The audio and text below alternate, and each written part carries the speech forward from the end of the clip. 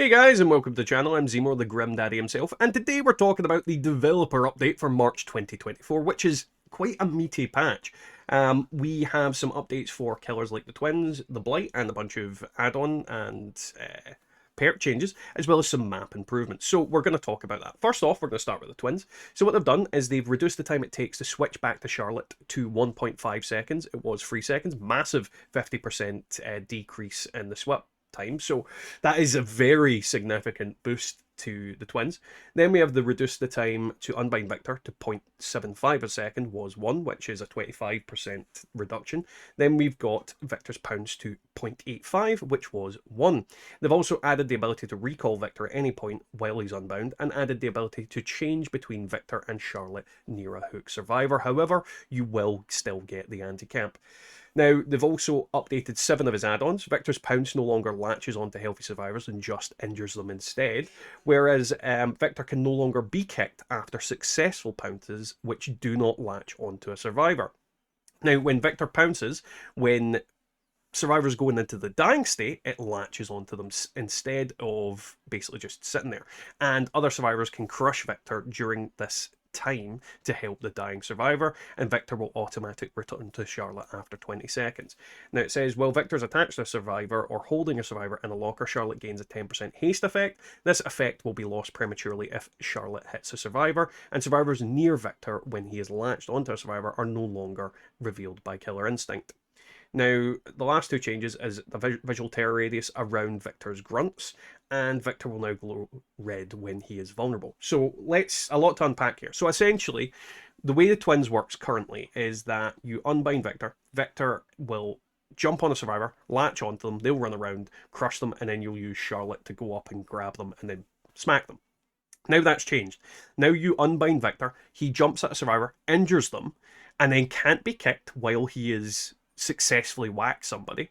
But when you then hit them again, you knock them down and latch on. Survivors can then kick you, which then means you have however many seconds for Charlotte to get from point A to point B to go and pick up the survivor. Now this encourages you not to slug people because Victor is on this person, but also gives you something that tells you when Victor has been smashed near there. This can work really well with some of his add-ons, because you get an add-on when someone kicks Victor, it then exposes them. So you could lure people into going to the slug survivor and getting themselves exposed so that you can then down them. And subsequently, that would also discourage people from unlatching people. It also stops them from being healed while they're on the ground. So there's lots of different advantages to this. Now, this is going to change the way that Twins plays completely. I definitely think this is a complete change and a welcome one. I definitely think Twins is a fun killer to play, and this might make them more fun. One thing I would say is I don't necessarily think it is going to do what they think it's going to do, but at the same time I definitely think it's a good and refreshing change. My big criticism with this section is I'm not seeing anything about Victor's ability to jump over things, which is a big problem at the moment, because a lot of the time when I try and use Victor, someone drops a pallet and he is completely useless. So yeah, I'm hoping they address that and they change some stuff in relation to that, or at least fix the bugs related to Victor not being able to jump over things. But we'll see how that goes, and we'll see how it applies in the PTB. But overall, yeah, I think this is quite a significant change, and I'm really interested to see how it pans out. Now, next up, we have the Blight. Now, this, while it is a minor change, could actually be massively impactful to Blight players as a whole. So they have improved the collision detection to reduce cases where Blight slides off objects. So think of all the times where you are thinking you're fine, and then Blight just slides around a corner and whacks you. It's pretty much the play style of Blight and Billy that collision detection with Blight's rush allows him to slide around things. So I'm wondering if this is going to be a massive nerf to Blight, or if it's going to improve some things, because obviously if you run into things, sometimes you slide through it and you're like, what the hell? So I don't know. I'm not a Blight player. This could be not the death of Blight, but this could be a big hit to Blight mains out there. And I definitely think there's going to be people that are happy about this, but some people that are unhappy about it. And I'm not sure how I feel about it. I don't really have a problem with Blight. I play against him very seldomly. And when I do, I'm really not that bothered by him. So yeah, Could be interesting, not really sure 100% on whether I'm that fussed about it. Now, we're getting some major changes to Haddonfield. So the map layout and the overall size are being changed. They are reducing the size of the map, and they're reducing the length of hedges and fences to create more openings and things you can go around. And they put a note saying it felt tedious to go around a lot of things because they were just big unbroken fences, and it was very easy to just get your arse kicked. They've also adjusted various houses to reduce the strength of some of the strong loops. You can see in this picture down below, you've got a window here and the door, whereas before, I'm fairly certain that would have been two windows, and then the door would be where this cooker at the bottom is, like here. So that is interesting. It'll definitely be cool to see these new houses and how effective they are. They've also reduced the number of houses in the map, but all remaining houses can be entered. So sometimes you'd be near a house and it'd be completely blocked off. Now that is not the case. You can enter every single house in Haddonfield. They've maybe removed one or two houses, it doesn't really specifically say, but it's good that you can get into all the houses because that's the main point of that map. So having a locked house felt a bit redundant. But yeah, I'm very, very interested to see how that works out and see how this works. I like the look of this house. It definitely gets rid of that really strong loop, and when you're playing on killer side, that can sometimes feel incredibly frustrating and time consuming. Now, they've added pallets and lockers along the edge of the map. They've adjusted street tiles to feature more pallet loops, and they've adjusted pallet loops in the park tiles. And they're saying that the outdoor spaces felt big and empty. I definitely think that's a good change. I definitely think that's true. There's some parts of Haddonfield that were absolute dead zones, no matter what time of the match you went to them. So I definitely feel like making it a bit more cluttered is to its benefit, and making the houses less oppressive for killers definitely encourages people to try and loop outside. So yeah, this could be a really positive change, but until we see it in action, we're not going to be able to say whether it's too survivor sided or too killer sided. That remains to be seen. I'm interested to see how it's going to go and see how these changes affect the game. Now, these next changes are, to an extent, meaty. They are changing decisive strike. They're increasing the stun duration to 5 seconds. It was free. And they're adding a stabbing animation. So Decisive Strike is getting its own unique animation now, and they put that they felt like you didn't get enough value out of running Decisive Strike. Now, what I would say about Decisive Strike is it's really annoying as a killer. If everybody's running it, it can be really annoying, and this could be really frustrating because you're getting stunned for more seconds. But at the same time, it's a perk that quite often people use in a very reckless manner and waste it, and more often than not end up getting completely brutally murdered because of it and ignored because of it. So I definitely think that, yeah, getting a buff is okay, and there are ways to counter it. The main one I'm like appreciative of being changed is adrenaline. Now, adrenaline will no longer activate if you're hooked when the gates are powered. They've reduced the speed boost duration to 3 seconds, and it was 5 seconds, and adrenaline no longer causes you to wake up when facing the nightmare. Now, I'll say flat out, Freddy did not deserve to get nerfed, well, not nerfed, nerfed by the fact people were using adrenaline. This is a great change, and anybody that wants to play Freddy is in general going to have a better time because of this. Now, what I would say about adrenaline not activating while you were hooked, great. The amount of times someone would get off a hook and then instantly be full health and then zippity-doo-dah away pissed me off so many times, and it was a very unfair way for the perk to work.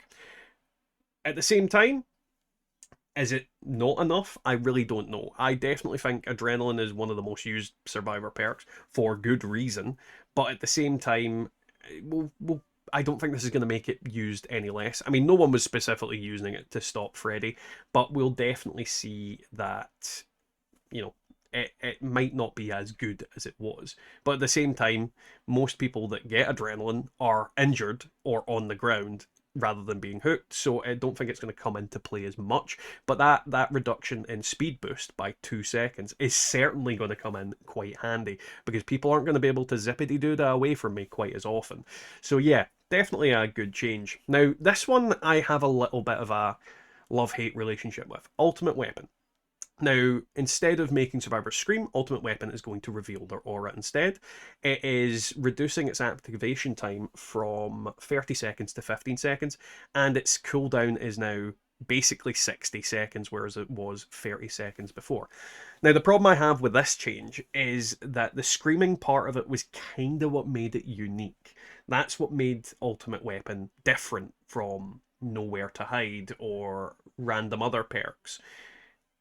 in a sense, this could work out to be stronger, but at the same time, it brings up the big problem of distortion. It's another aura perk now, so distortion is going to affect it. So essentially, you've got even less reason to bring calm spirit than you did before. I just don't feel like the screaming part needed to be removed. I feel like the cooldown stuff, yeah, great. I think that is probably a good addition, but they've ruined the perk and made it. They've ruined what made it unique. Don't get me wrong, the fact that you could use it to trigger Dead Man Switch as a combo was, in some cases, quite oppressive, but at the same time, it made the perk unique. It made the perk different. This perk is now essentially nowhere to hide with lockers. So I just don't feel like. Well, it's nowhere to hide with lockers and slightly worse because of the massive cooldown on it. I feel like changing it to auras, you could have kept the cooldown. I feel like this was a change in the wrong direction.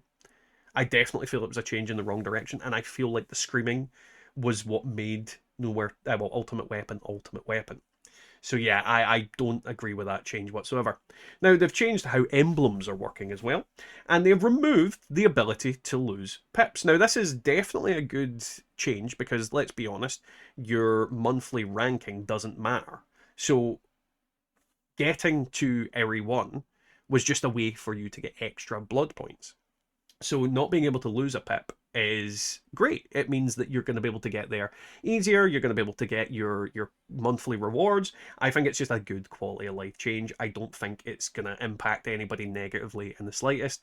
If they wanted to add some sort of actual ranking system to the game, they should add an actual ranking system to the game. This is not a ranking system. This is just grind to everyone. So yeah, I think that's a positive change, and anybody that complains about that just needs to chill the hell out. Then we have a store update, so visual overhaul to the entire store. They've added special tabs to highlight items that are on sale, added collections to find cosmetics from a specific collection, added bundles containing multiple items at a discounted price, killer Mori animations can now be viewed in the store, and added a weekly gift that can be claimed for free. Now that is a good one. Weekly gift, great.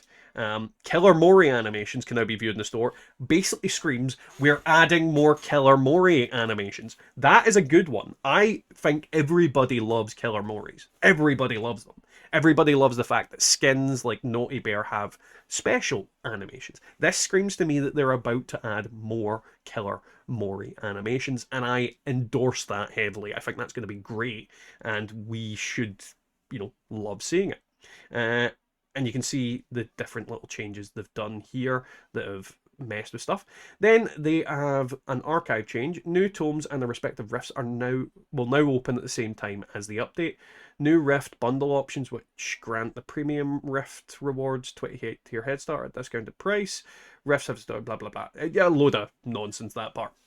So overall, I think these changes are, for the most part, positive. I think a lot of this stuff is looking really cool. I definitely love the twin stuff. Blight, I'm not too sure about. Blight mains might be really pissed off. Haddonfield definitely needed a change in an update. The main thing I don't think they should have done was Ultimate Weapon. And not that they shouldn't have changed it, that they shouldn't have changed it in the way that they did. I definitely feel like the cooldowns, like if you did the bottom half of this stuff, but kept the Scream, I think that would have been the right way to go. I think removing the Scream and turning it into another aura reading perk was the real mistake, because it loses the heart and soul of what the perk was and made it unique. So I don't agree with that change personally, but we'll see and time will tell. I mean, if you guys think any of these changes were too heavy-handed, not heavy-handed enough, or you agree about the ultimate weapon and change, definitely leave a comment down below. And as usual, like, comment, subscribe, all that usual stuff. Either way, guys, we'll catch you in the next one.